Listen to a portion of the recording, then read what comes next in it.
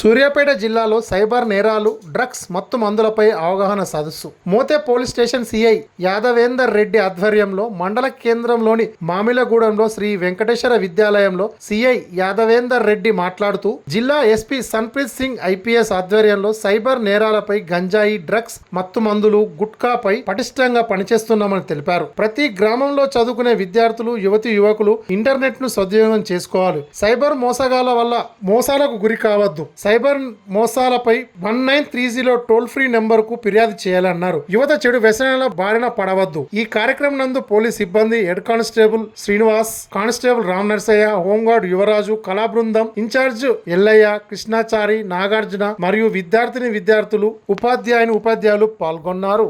మీరేనా మొబైల్స్ అయినా ఏవైనా మీకు అవగాహన లేదు కాబట్టి అవగాహన కల్పించడానికి వచ్చాము.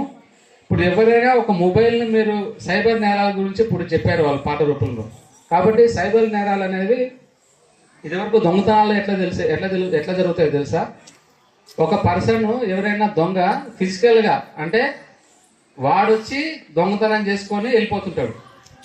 ఇప్పుడు ఇంట్లో దొంగతనం జరిగింది, ఇంట్లోకి వచ్చి లాక్ బ్రేక్ చేసి ఇంట్లో ఉన్న వస్తువులు తీసుకెళ్తుంటాడు. మనకు తెలిసిపోతుంది ఇదో దొంగరా వచ్చిపోయింది అనేది. కాబట్టి మనం కొద్దిగా జాగ్రత్త పడుతుంటాం.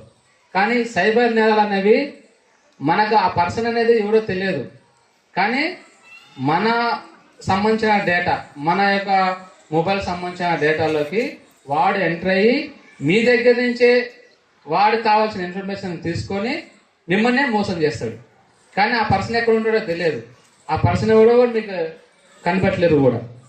కాబట్టి మన ఇన్ఫర్మేషన్ని మనమే బయటికి ఇచ్చేటట్టు వాడు మ్యానిపులేట్ చేసి మనల్ని, చదువుకున్న వాళ్ళమే వాడు ఏదో ఒక రకంగా మ్యానిపులేట్ చేసి మన దగ్గర ఉన్న వస్తువులు, మన దగ్గర ఉన్న అమౌంట్ కాల్ చేయాలని చూస్తాడు. అంతే కదా. దొంగతనం అయితే ఏదైనా చేస్తారు, గోల్డ్ చేస్తారు, అన్నీ చేస్తారు. కానీ సైబర్ నేరాలలో ఏముంటుంది? Only money. మన దగ్గర మనీ ఉన్నదంటే దాన్ని ఎట్లా ఇంప్లిమెంట్ ఎట్లా వాడిని బోల్టా కొట్టి అమౌంట్ తీసుకోవాలనేది ప్లాన్.